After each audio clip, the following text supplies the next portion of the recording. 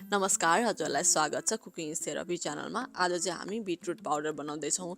Beetroot पाउडरको health बेनिफिट्सहरू चाहिँ एकदमै बढी छन्। जस्तै हजुरको लो हेमोग्लोबिन छ, हजुर महिला हुनुहुन्छ भने हजुरले बिटरुट चाहिँ चुकुन्दर चाहिँ खानै पर्ने हुन्छ। त्यसै गरी हजुरलाई एकदमै बढी कमजोर महसुस हुन्छ भने पनि चुकुन्दर खानुहोस्। हजुरको एक्नी वा पिम्पल आउँछ भने पनि हजुरले बिटरुट पाउडर खान सक्नुहुन्छ। यसले क्लिन्जिङको रूपमा पनि काम गर्छ।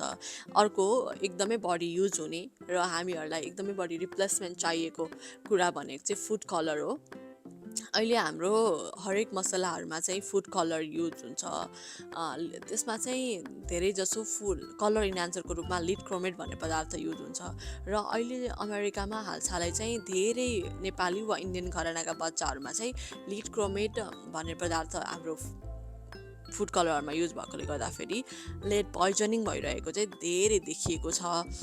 र त्यसरी टेस्ट गर्न घरमा आउँदाखेरि चाहिँ हामीले सबैभन्दा बढी लेड पाइएको भनेको चाहिँ हाम्रो धनियाँको धुलो, मिट मसलाको धुलो, बेसारको धुलो र हाम्रा झर्के थालहरूमा देखेको छ।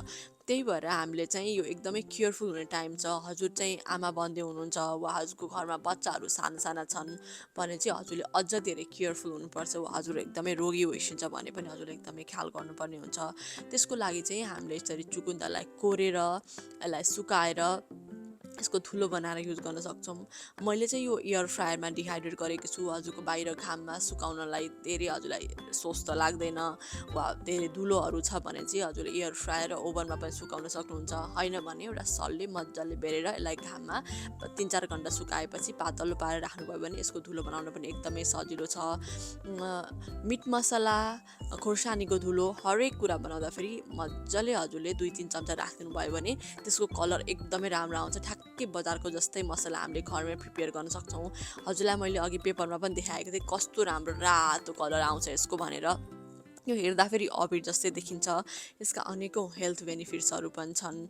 मैले जेरी बनाउँदा होस् वा सर्बत पानी बनाउँदा होस् वा मोमोको ऱ्यापलाई रेड कलरको बनाउनु पर्यो वा प्यानकेकहरू बनाउँदाखेरि हल्का रेड कलर चाहियो, आइसक्रिमहरू बनाउँदाखेरि कलर चाहियो भने हरेक कुरामा चाहिँ यसलाई युज गर्ने गरेकी छु।